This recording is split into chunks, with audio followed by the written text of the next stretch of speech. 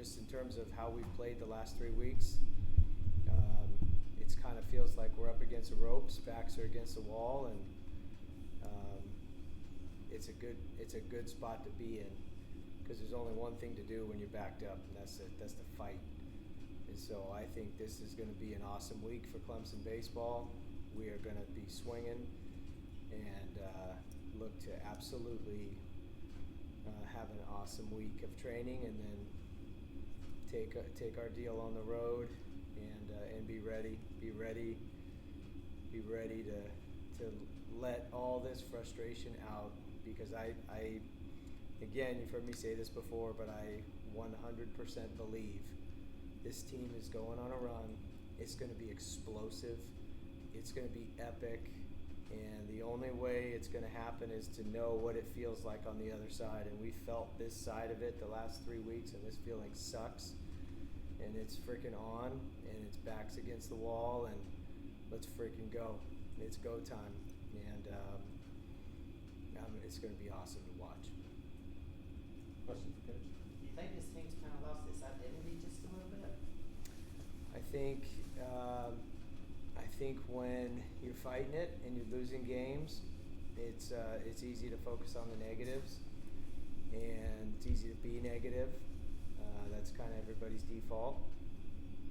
But the identity of this team is going to be revealed in how we respond to this adversity. And the identity of this team is to be determined, and it's all about what happens next.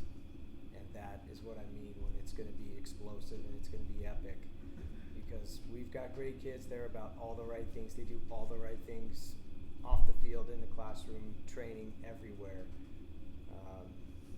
So if this is going to be part of our story, then our identity is about to show itself, who we really are, responding from this crappy 3 weeks, and now our backs are up against it. And let's go. You mentioned frustration. Is that how the locker room feels after this kind of rough stretch you guys have been going through? Is that what? Is that kind of how the locker room feels? You mentioned frustration. How the what feels? The locker room. The locker room? Yes.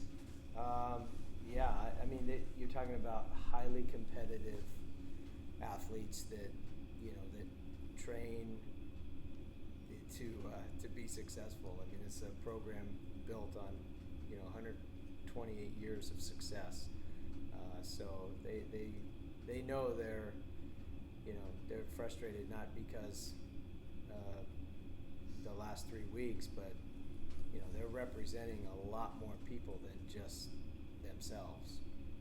So this program means a lot to a lot of people, and so they feel it. They do not want to lose in anything. What's the update with Garris? Will he be back next week for Pittsburgh, or is it still day-to-day? I hope so. Yeah, I mean, he's a big part of the bullpen. It'll all depend on how he progresses throughout the week. But he was better today than he was yesterday, and he was better yesterday than he was when he hurt it. So it'll just all depend on how he feels and how fast he can progress. Selection Monday is a few weeks away. Is there any concern for you guys to potentially not be in the national seed after the kind of rough stretch you guys have been enduring? Potential to not be a what? A national seed. A national seed? Yes. Oh yeah. Oh, for sure. Yeah. No, I think that what I mean, our backs are against the wall. If we want to be playing baseball at home, then yeah, we need to. Let's go. It's go time. But seeding, I don't know about that. That'll probably all depend on what happens this weekend and what happens in the ACC tournament and what everyone else does. But when I mean back against the wall, I mean it's time to come out swinging explosively, playing to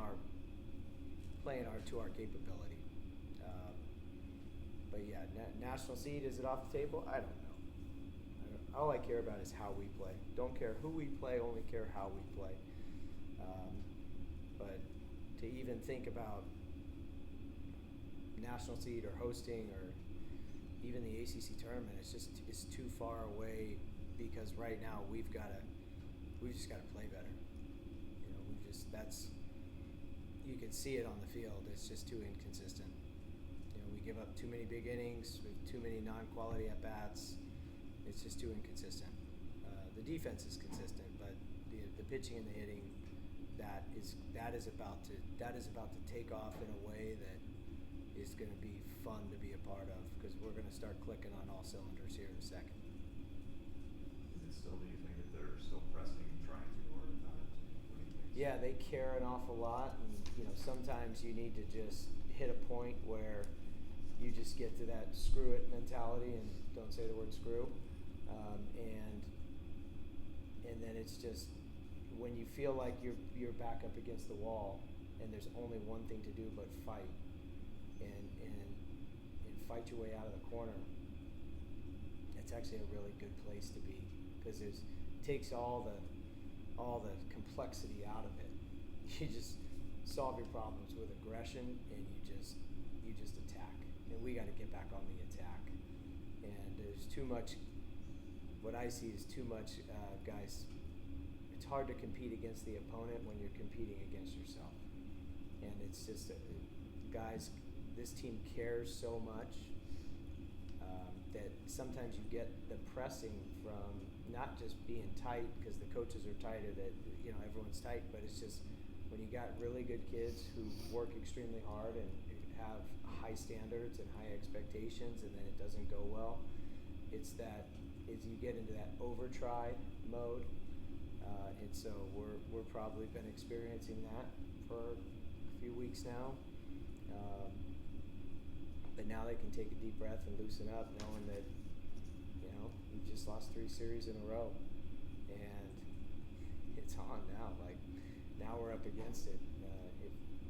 To do the things we still want to do with this season, we've got to play better, and there's only one way to do that. We've just got to attack it and be super aggressive. Just how do you get back to doing that? I mean, I know you talk about some of those like banana balls, like freaking loose and all that. Like how in the midst of all this, do you? I think you go one by one. You go with each guy one by one and talk about their strengths and how to maintain them, and maybe one thing they're working on and just simplify it down to one thing and that plan of action, and then really just hammer in on everybody's mindset and what type of what they're bringing from an intangible standpoint, and you do that with every single guy on the team, and so I think there'll be some guys really figuring some things out themselves and having a more simple plan individually, and then with the team, when we're at our best when we play very, very hard, compete very, very hard pitch to pitch, and you visibly see us having fun on the field. A lot of smiles, a lot of talk. You can audibly hear them on defense. And then our dugout is just explosive. It erupts all the time because there's a lot to be excited about. So it's just, as a team, that's where we want to get to. Individually, we got to get super specific on what each guy is going to do. It's when they hit those, that two run, 3-run homer, and then another homer right after that. What did you see in the dugout, demeanor of the guys in that moment? I mean, the 3-run homer was, that was, guy smashed it. Yeah, I saw a team that, it's just like they were, I don't know if pissed is the word or disappointed was the word. It's just they weren't happy. And so the talk is right. Like, they're saying the right thing. But we're at the point now where it's talking about it is one thing and doing it is another. So I think the talking part is simplifying an approach, simplifying a plan, getting it to 1 or 2 things. This is what you're going to do and how you're going to do it, and then the players go do it. And anytime you're struggling, anytime you slump, anytime you hit a rough patch, simplifying is always a good strategy to help people just know this is what I'm focused on. This is what I'm going to do. This is what I'm bringing to the table this weekend. Anything else for Coach? All right, thank you, Coach.